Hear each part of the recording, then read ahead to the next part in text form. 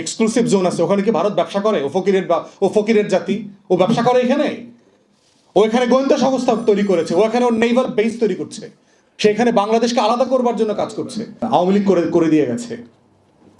সিদ্দিক ভাই জানেন কিনা, ভারতকে 1000 না যেন 1500 একরের একটা এক্সক্লুসিভ ইকোনমিক জোন দিয়েছে।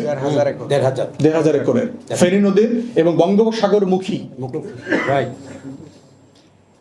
বাংলাদেশে প্রায় 100-র মতো এক্সক্লুসিভ জোন আছে, ইকোনমিক অর্থনৈতিক জোন আছে, পৃথিবীতে এটা করে। কোনো রাষ্ট্রকে এককভাবে দেওয়া হয় না এটা। এবং আপনি কোথায় দিয়েছেন? সেটা দিয়েছেন ফেনী নদীর ওই পারে বঙ্গোপসাগরের মুখে। তাহলে যদি ফেনী নদীর ব্রিজটা ভেঙে দেয়, তাহলে কিন্তু পার্বত্য চট্টগ্রাম এবং চট্টগ্রাম বিভাগ কিন্তু বাংলাদেশ থেকে আলাদা হয়ে যাবে।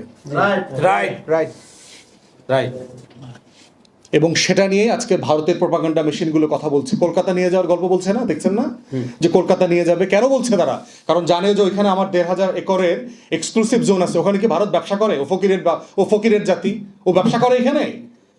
ও এখানে গোয়েন্দা সংস্থা তৈরি করেছে, ও এখানে ওর নেভাল বেস তৈরি করছে, সেখানে বাংলাদেশকে আলাদা করবার জন্য কাজ করছে।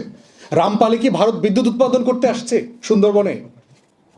এই ধরনের মানে রাষ্ট্র বিক্রির যে প্রকল্প আওয়ামী ফ্যাসিবাদীরা করে গেছে গত 16 বছরে।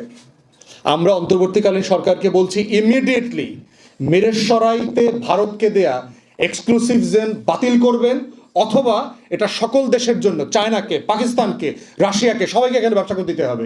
এই জোনে একটা হইতে পারবে না, এক্সক্লুসিভ হইতে পারবে না, কারণ এটা আমার সভরেন্টির সাথে প্রশ্ন। অতএব এইটা না করলে রামপালে বিদ্যুৎ কেন্দ্র একই রকম, এই প্রকল্প বাতিল করেন।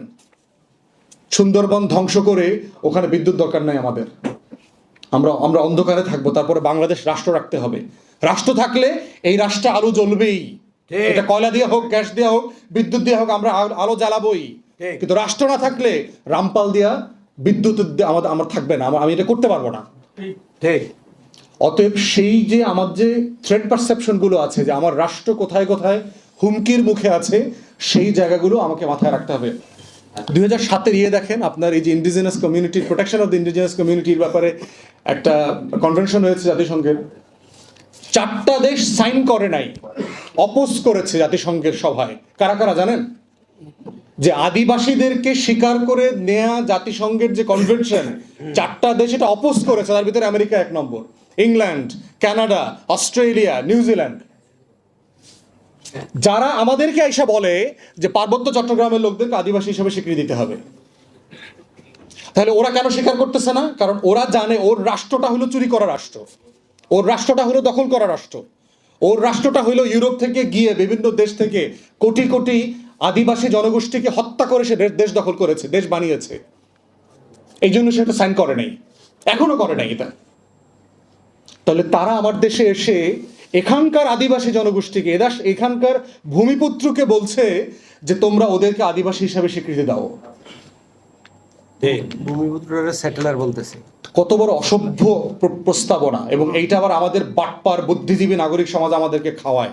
আমাদের তথাকথিত লো গ্রেডেড কনস্টিটিউশনাল এক্সপার্ট আছে, যেগুলো আমাদের খাওয়ায়, যারা 72 সালের মতো একটা বাটপারি সংবিধান জাতির উপরে চাপাই দিচ্ছে, তারা আমগরে আদিবাসী আর সেটলার শেখাই দিচ্ছে।